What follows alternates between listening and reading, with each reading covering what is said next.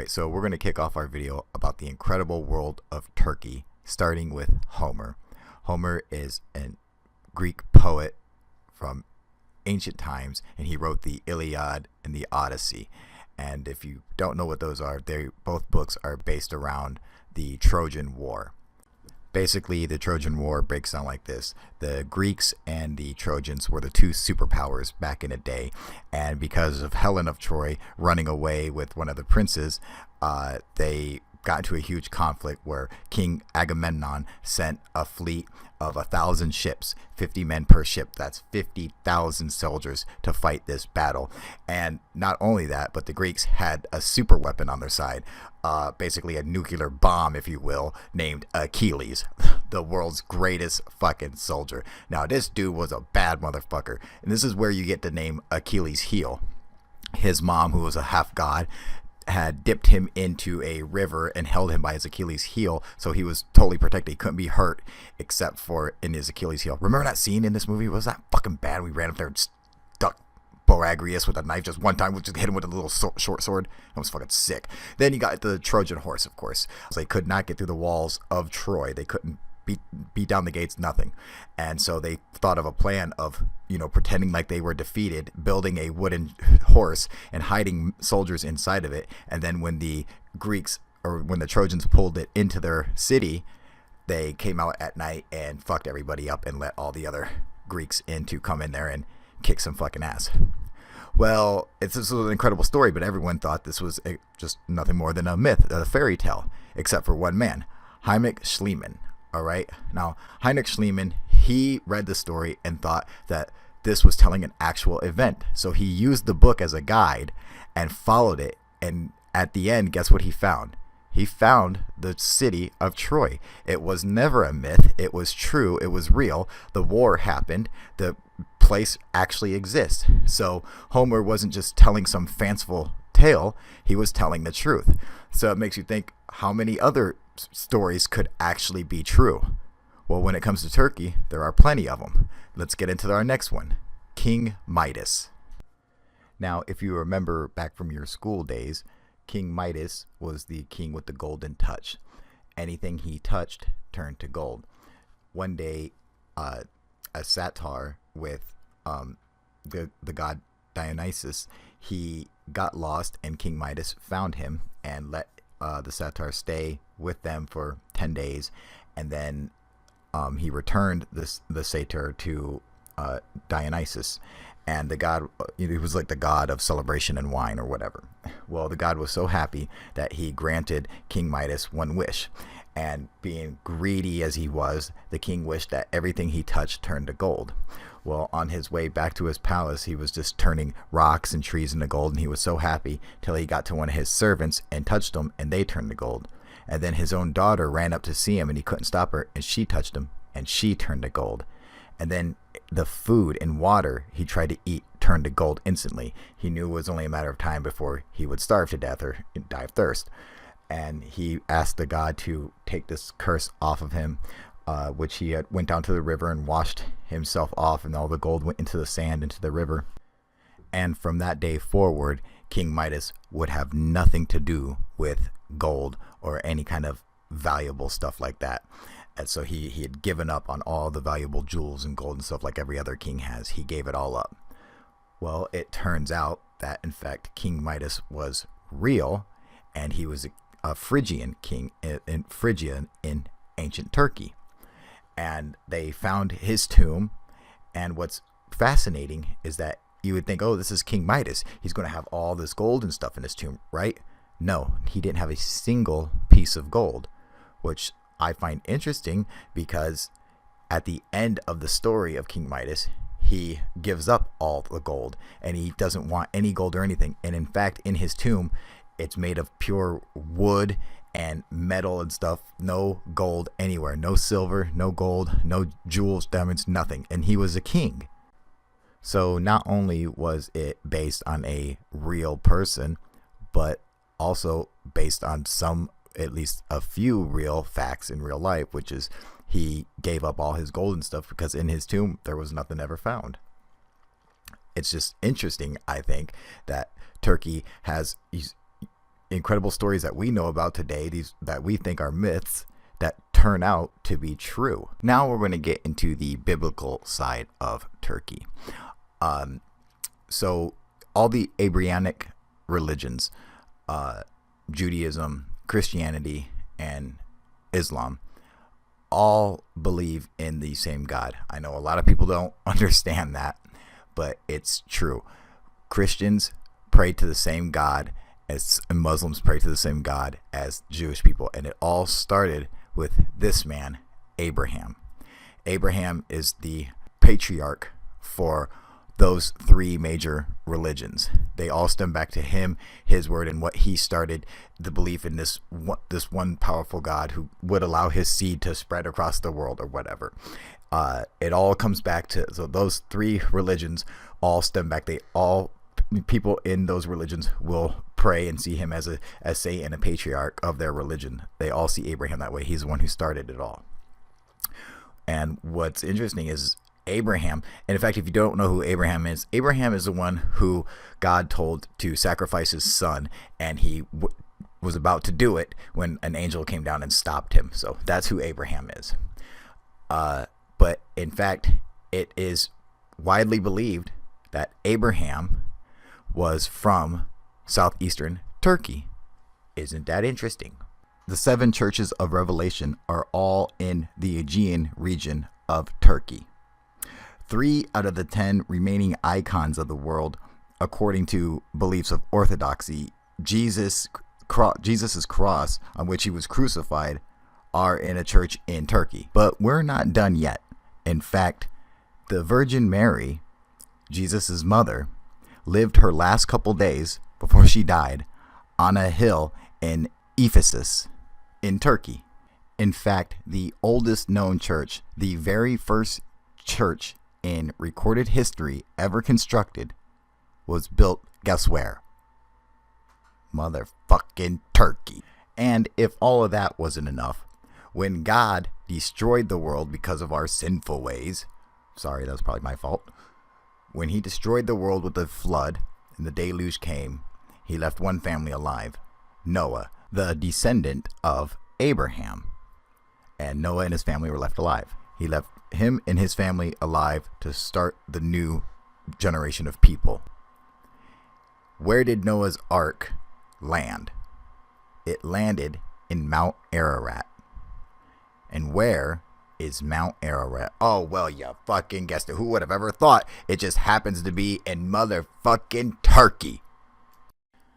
Another interesting fact is the Garden of Eden, which is the place where God breathed life into man and created man and woman, Adam and Eve. And there was a perfect garden for them with all the fruit-bearing trees and all the animals, and everything was absolutely perfect for them. It was this gorgeous, kick-ass fucking resort for those two to live in. And it's said that the Garden of Eden, that 4 rivers sprang from its head. So 4 rivers came from it. And we know 2 of those rivers are the Tigris and Euphrates that still exist today. And where do they start at? Where's the head of these rivers? Oh, well, I'm just going to go out on a limb and say fucking Turkey. Look at this place, dude. Tell me that's not the Garden of Eden. Come on, this place is fucking gorgeous. Look at there's some of their sunken cities and stuff off the Mediterranean. This place is fucking beautiful, man. I'm just saying, just throwing that one out there as well. Now, the oldest temple in the world's very first temple or megalithic construction, is Göbekli Tepe, which is in Turkey. And they date Göbekli Tepe to over 13,000 years ago. 13,000 years ago, this megalithic construction was created, which I find fascinating, which is why I believe that the cradle of civilization is in fact Turkey and not Iraq, not ancient Sumeria, or the even though technically this would be Mesopotamia as well, not Iraq and Sumer and stuff, but Turkey, Göbekli Tepe, I think is evidence enough that should show us that this is the cradle of civilization. Not only that basically the Garden of Eden was most likely there, if that's just, basing it off a biblical reference. Not like I'm using that as a fact, but I'm just saying I think it adds credence and credibility to the idea that the cradle of civilization is in fact Turkey. Look at some of the iconography and stuff on here on these pillars. You have like extinct species and stuff like that. Look at the lion. Make sure you guys remember this lion. All right. Now these T-shaped pillars are incredible. Some are 10, 20 tons. I mean, these things are huge, and they carved them out of solid pieces. And what's interesting is they're not just some T-shaped pillar. They are in fact people. They are carved out to look like people and the builders of Göbekli Tepe. And you can see the designs of them, and you can even see what the people of Göbekli Tepe look like, I guess, in a sense at least, the depiction of themselves. Now you can see right there, you can see his hands going around his waist like that. You can see like this kind of belt structure with, if I was a part of third phase of Moon or Secure Team 10, I would say this part right here is obviously the aliens' 3 penises. But since I'm not a moron, I would say it's some kind of a dress, a flap for him, like some kind of warrior getup. Anyway, now you can see right there the dude is clearly grabbing his penis in his ball sack, apparently. I don't know what the fuck he's doing, but you see the same shape that he's making, his hands going around his waist and stuff like that. You look at the thing on his chest. I mean, come on, you guys. That's a fucking alien. I'm just saying. Look, if there ever was an alien, that's him. But that's what they look like. So I mean, these guys, 13,000 years ago. So this is 7,000 years before the very first civilization existed. These guys were building this stuff, and I would assume that they would have to have some kind of a civilization if they're constructing a temple. It's not like it's one family. Okay, I could say if it's one family doing it, sure, then they're not technically a civilization. It's just one smart or crazy family, whatever. But this is like a huge temple. The complex to Göbekli Tepe is huge. So that's where I'm basing this a lot of my theories off of. But Göbekli Tepe isn't the only place. They say, okay, if that was just a one-off shoot, fine. But it's in fact not. Let's take a look at this place. Now, the city of Hasankeyf is another city, a lot of people just don't know about it, is 12,000 years old. And the only reason people are paying attention to it now is because it's about to be completely flooded, and it's going to displace everybody there, and it's going to destroy the entire city because they're building a dam, which is 80. Yeah, that's right. This is Batman. That's a place out there in Turkey. There's a city called Batman. Fucking awesome. But anyway, yeah. Now this city is dated 12,000 years ago. So I'm just saying, you got one city that's dated 13,000 years ago. You got another city that's dated 12,000 years ago, and yet they say the first civilization was built 7,000 years after that. Doesn't make any sense to me. Now let's get into another subject. Language. Where did the first language come from? What was the first spoken language that ancient people spoke to each other in order to communicate verbally? Where did it come from? Well, we have some researchers to give us a hint on that. Let's take a look, but I'm going to go ahead and make a guess. Let's see if I'm right, all right? Let's take a look. Oh, mother of many modern languages traced to ancient motherfucking Turkey. What the fuck, people? What the fuck? Look at that. You see what I'm saying? We've got to fucking put the evidence together and accept it for what it is and just not ignore it because we are stuck on some older beliefs that we don't want to let go of. But we can, in fact, trace that the first languages come from ancient Turkey. So the first people who could speak to each other came from motherfucking Turkey. I'm going to fucking go crazy. This is making me insane. How can nobody else notice this stuff? I don't know what's wrong with academia, but I'm just saying we have got to sit down and put the evidence together and look at it with an open mind and stop worrying about what some archaeologist said in the 1800s, because he didn't have the same information that we have today. And so we have to change our views and understanding of evidence when new evidence is brought forward. Now, like, look at this evidence. So this is a discovery made by Andrew Collins, who I absolutely love. I think he's great. He's a great writer and everything, great investigator. And they found at the Turkish museum a bone fragment that had some carvings on it, some inscriptions, which they believe is the first symbols, first iconography or whatever that symbolizes Göbekli Tepe. And so you can see it kind of looks like the T-shaped pillars in there, it's like, I mean, it slightly resembles them, but it's kind of hard because the shapes, they really don't look like they match. They like kind of go up, like how they go off to the side and stuff like that, like pieces over here, it looks close. It looks close, all right? However, I made a discovery. Yes, me, UFO Proof, Kyle, made a discovery about Göbekli Tepe, which I believe I found the actual first symbol that is, or first sign that symbolizes Göbekli Tepe. So in Kyrgyzstan, in this lake, they found a bunch of ancient pottery from an ancient lost city or whatever. And these guys, and this is like, thousands of miles away or whatever, or hundreds of miles away. It's in Kyrgyzstan. But there's this one piece, and I'm looking at this piece, and when I was looking at it, I was like, I think that they're looking at it wrong, and I flipped it over because they're looking at it like that. So that's the way they're reading it. And I was like, no, I think if we flip it over and we look at it the other way around, what does it look like? Motherfucking Göbekli Tepe, right? I mean, come on, you can't deny that. And then look at the circles around it that have the dividing lines through it. That looks exactly like Göbekli Tepe.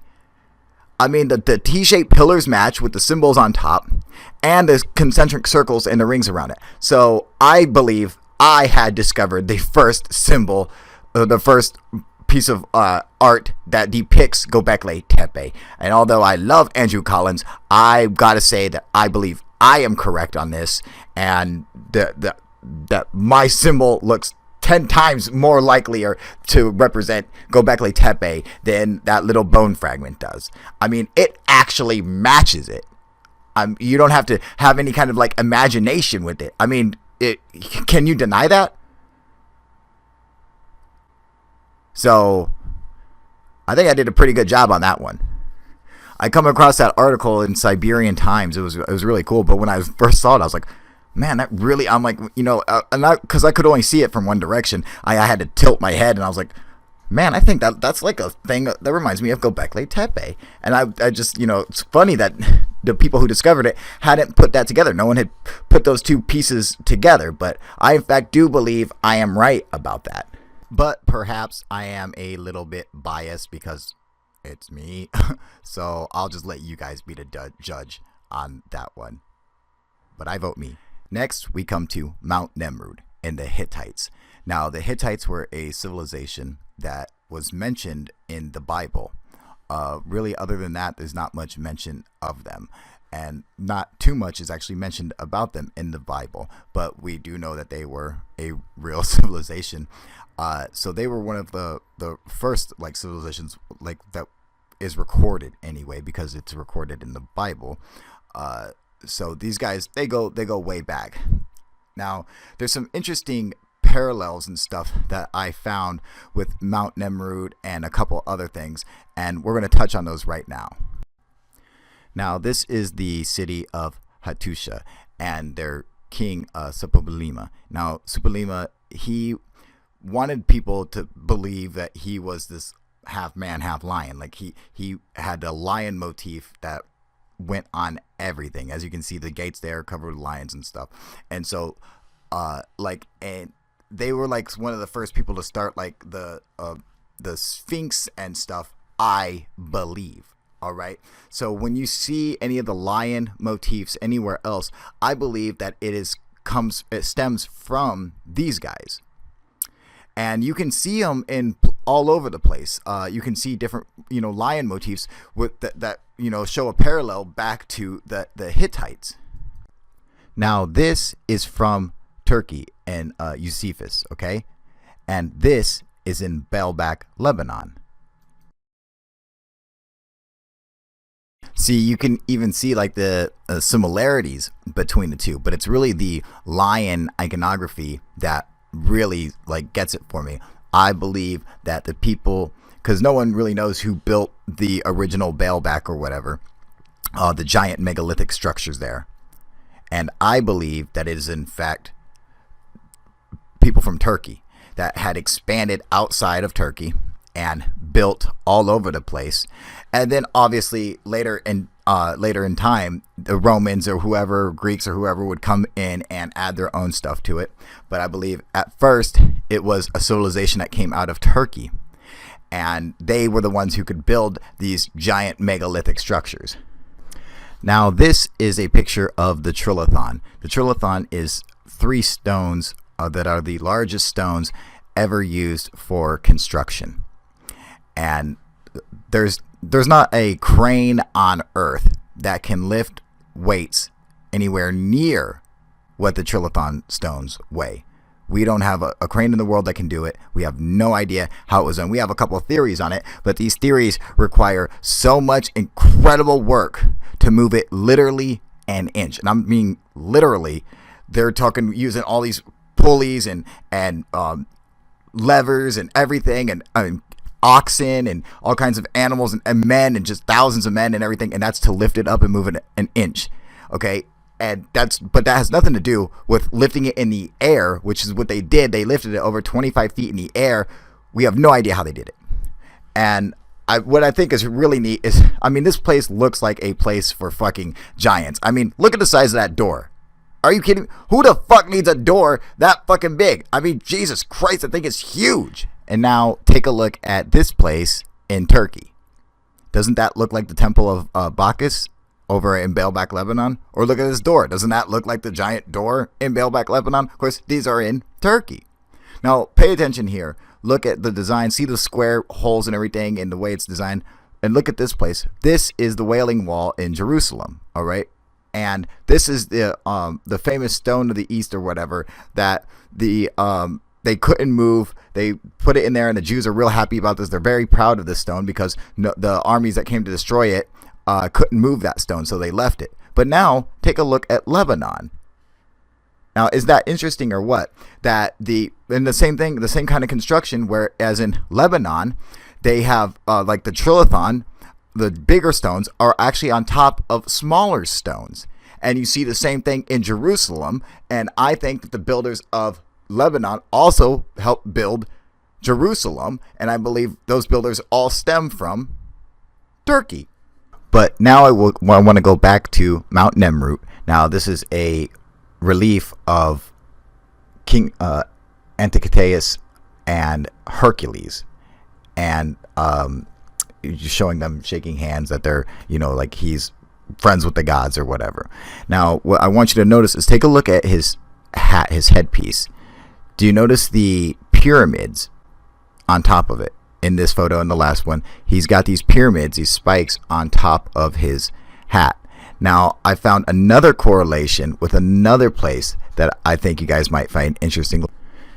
Now, this is Petra in Jordan. And yes, this is the same place at the end of Indiana Jones and the Last Crusade. All right. You guys remember that one part on Indiana Jones and the Last Crusade where they get in the plane, they drop from the plane, from the blimp, and the dad is shooting with the gun, and he like shoots the tail off, and Indiana Jones is like, "Oh, Dad, are we hit?" And the dad's like, "Oh, more or less, son. I'm sorry. They got us," and he blamed it on the Nazis for shooting them. That shit was fucking hilarious. Anyway, back to the point. Okay, but this is Jordan in Petra, or Petra in Jordan, I mean, and this is Turkey. I mean, you can see the same kind of correlations there. They both cut into the rock face and everything. So, I mean, that's one thing. But then check this out. Now, this place is back in Turkey. And notice how they both have the same split roof design. Is that crazy or what?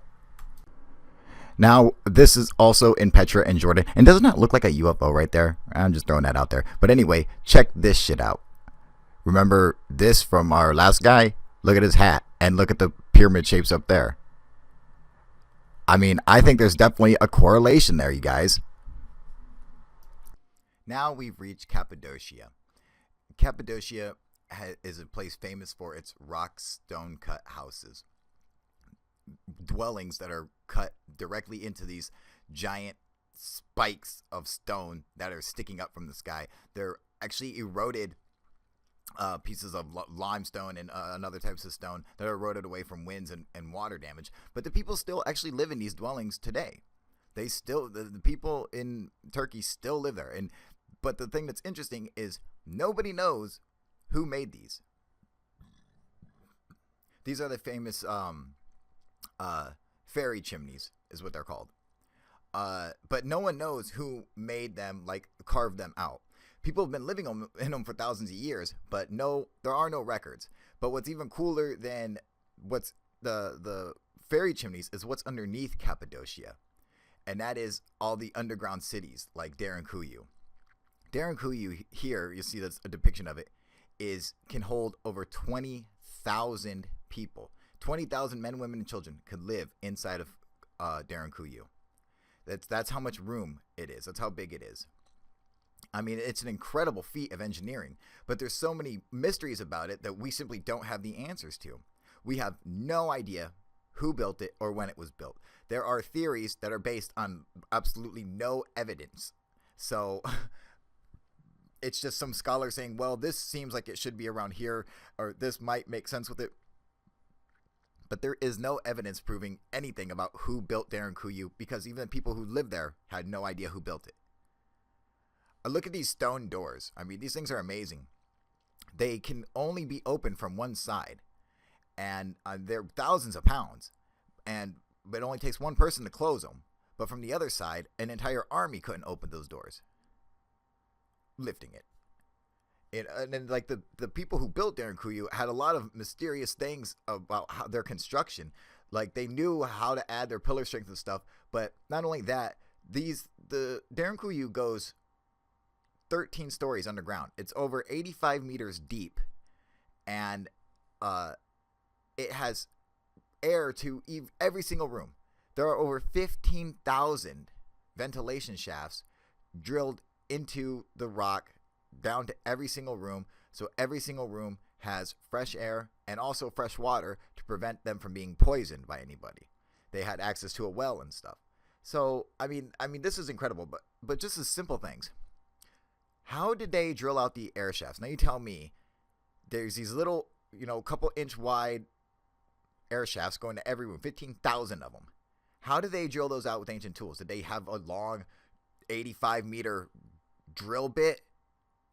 Or did they have a little man who was 2 inches tall with a chisel? Which one is it? That's what I'd like to know, because they were able to do that. But how? So go ahead, think of a method for me. How did they do it? How do you drill 85 meters, twisting and turning, and in ancient times? Now, this is all supposed to be done by hand. This is well before any kind of machinery. So what do you think it is? Fuck, you got me, man. But isn't that incredible? And as incredible as Derinkuyu is, it was only discovered in 1965. It's been lost for thousands of years. As incredible that it is, it's not alone. In fact, there are 36 underground cities in Turkey. 36 of them in Turkey.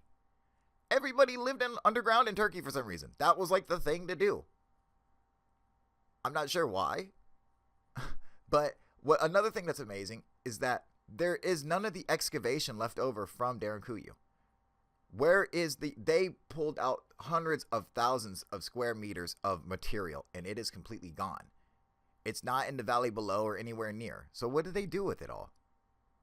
What would be the point of it? And a lot of the rooms, they don't even have an idea how they created the rooms to begin with. You see like chisel marks on the side, but then there's a lot of rooms that are created that have 0 chisel marks. And they're like, how did they don't, there's no evidence for how they were created.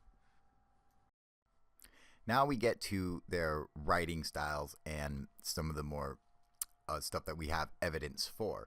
So this relief here, the stele or whatever, is actually the Rosetta Stone of cuneiform script.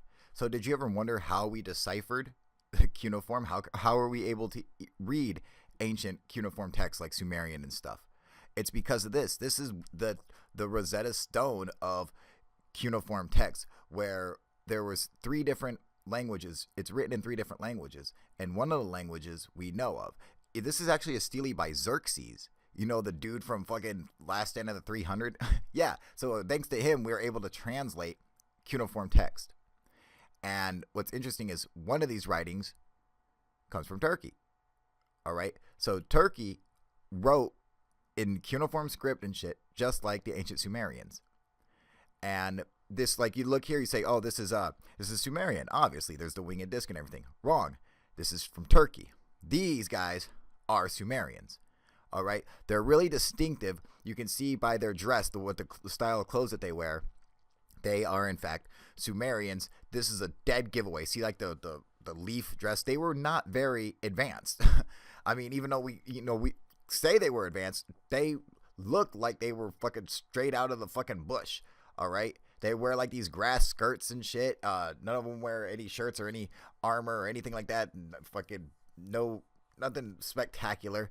But on the other side, when it comes to Turkey, these guys were far more superior than the Sumerians. And we know this because they have actually battled each other and fought many wars. And when the Sumerians fought the Hittites or the Sea people or any of the people from Turkey, they were decimated. They were completely destroyed. They didn't have a chance. You can see the people from Turkey.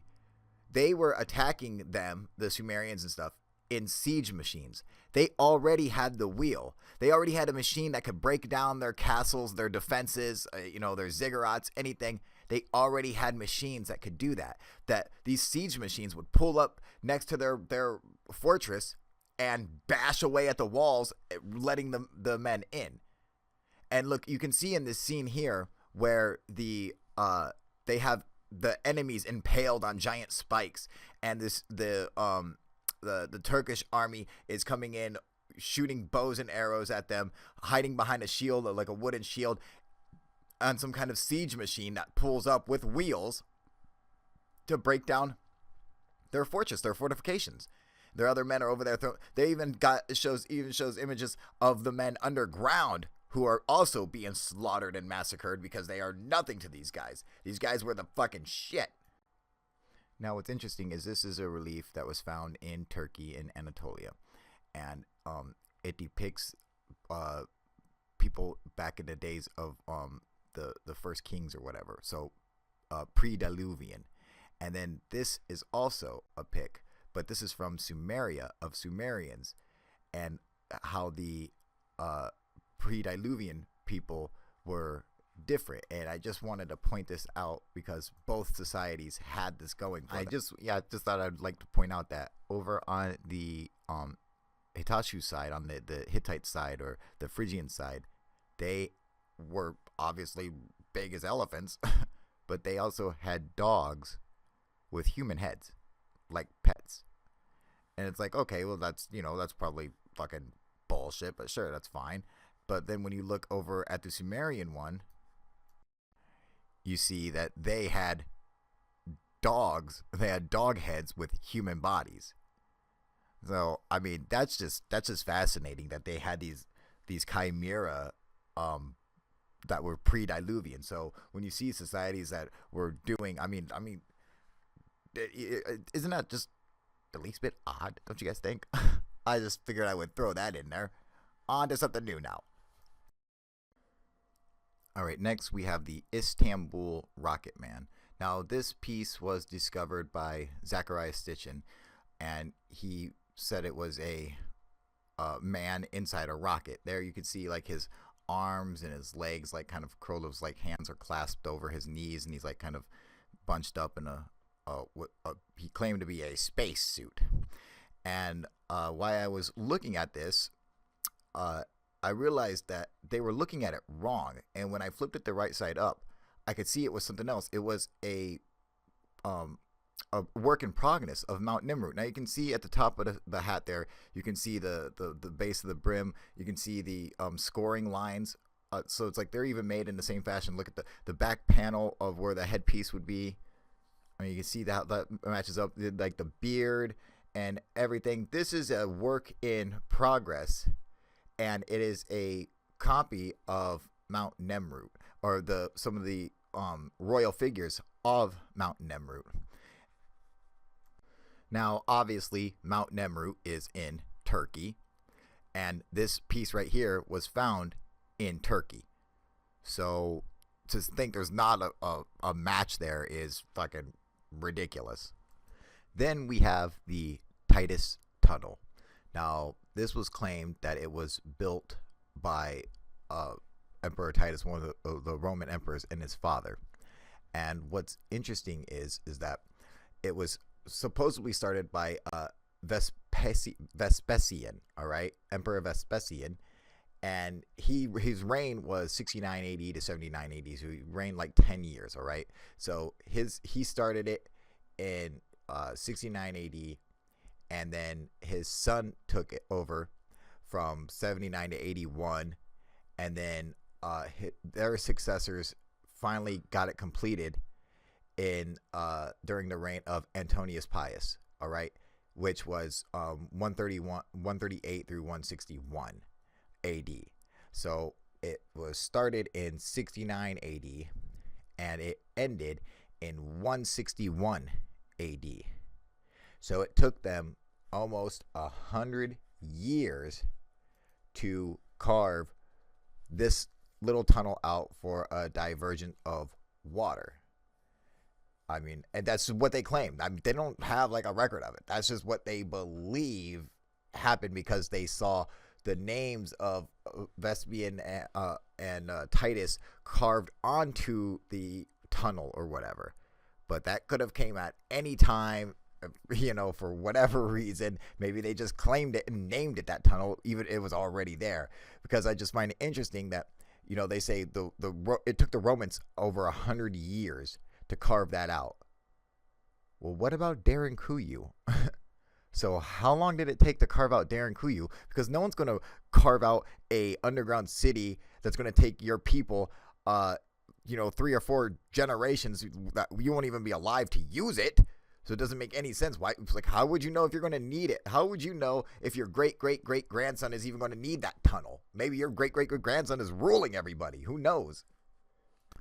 And now I also want to discuss this. Now, the fact is, they say that the Sumerians were the inventors of the wheel. They were the first civilization, and they invented the wheel.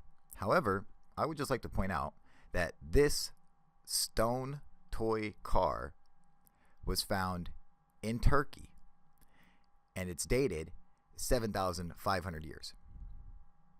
That's 1,500 years older than the Sumerians. These guys had the wheel thousands of years before the Sumerians did. I mean, this is clear as day evidence. If academia wants to accept their own dating, then this predates the Sumerians by 1,500 years. That the people in Turkey, had the wheel first. And what's interesting is, I like these what look like the cart ruts of Malta, almost. Now, they do remind me of like the glacier scarring. So, I mean, it does look really similar to that. But then you see some of the tracks, they really look like fucking tracks. It just doesn't make sense that a glacier would do that, especially when you compare it to like glacier cutting and stuff. So this is what natural like glacier scarring looks like, and it does look similar to, I believe anyway, that it looks similar to the so-called cart ruts of Turkey. I definitely could see some correlations there. With some of the tracks, it really looks next to impossible for glacier scarring to be the reason for it. However, most likely that's probably the answer. But I mean, when you look at some of the other evidence that goes along with the tracks and everything, I mean, it's really hard to make that case. I mean, now look at that. Now, are you gonna say that this is caused from glacier scarring? I mean, come on. I mean, you gotta be retarded to think that. I mean, that's anything other than man-made somehow. You know what the fuck it is, but I mean, to think that that's like naturally made by nature, you're fucking stupid. Or don't forget to check out our main guy, Ben, over at Rudder Nation. He designed UFO Proof. He's my partner. He does all the technical shit. I do all the entertainment stuff. And he's the one who created UFO Proof, real UFO Proof. So, and also don't forget, this is where we do our hangouts, like we just did our live YouTube broadcast. We do it from here. So if you want to come and join us, go to the website, sign up, and that's where the link will be for you guys to come and join me live on YouTube via Google Hangouts. Look at our new website, man. This is like a total. It's like a Facebook for UFO enthusiasts. You know, with your dashboard, everyone comments, posts whatever kind of media they want. It's fucking awesome. So make sure you go and check that out. You can also get any of my gear through my website by going up to the UFO warehouse link. And this is our newest design out, UFO Proof, Fight the Power. On back it says, I'll roundhouse that motherfucker. Yes, I will. So I forget who gave me the idea for that. I'm pretty sure it was Sean McGuire. So thank you for that. You better buy one of these then. But it's a clever idea. I liked it. So that's up. So go and check that out.